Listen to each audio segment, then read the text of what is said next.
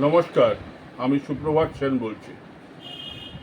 Suvendu Adhikari chief minister হিসেবে পশ্চিমবঙ্গের দায়িত্ব নিয়েছেন।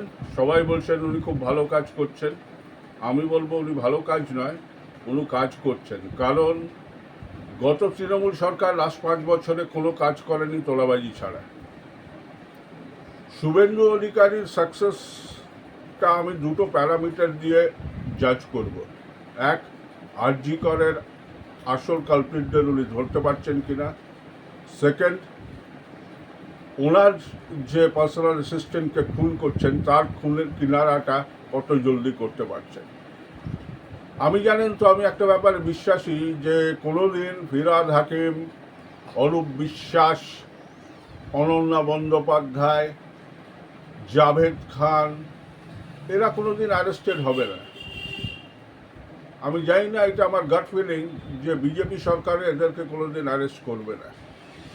যাই হোক, ভালো করে দেশ চললে, ভালো করে পশ্চিমবঙ্গে চললে আমরাই সবাই উপকৃত হব, আমরাই সবাই খুশি হব।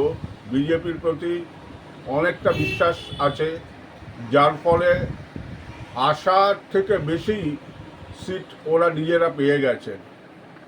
তবে একটা জিনিস ভালো হয়েছে জানেন তো, যে তৃণমূল থেকে যে গদ্দারগুলি ছিল তারা বাদ গেছে। এখন মমতা ব্যানার্জি যদি অভিষেক ব্যানার্জির কিছুটা ক্ষমতা খর্ব করে দলটা চালান, তাহলে কিছু জেনুইন লোক এখনও রয়ে গেছে যারা পার্টিকে ভালোবাসেন।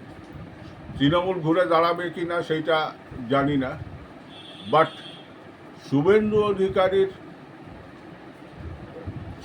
অধিকারীর কাছে আমাদের বিরাট একটা অ্যাসপিরেশনস আছে। শুভেন্দু অধিকারীকে আমি পার্সোনালি 2008 থেকে চিনি। দেখা যাক উনি কী করেন। তবে আমি যা বললাম তো, যে আরজি কর কেসটা আপনি কীভাবে মেটাবেন, কীভাবে এটাকে জলদি সলভ করবেন, সেটাই কিন্তু আপনার ক্রেডেনশিয়ালটা স্থাপন করবে।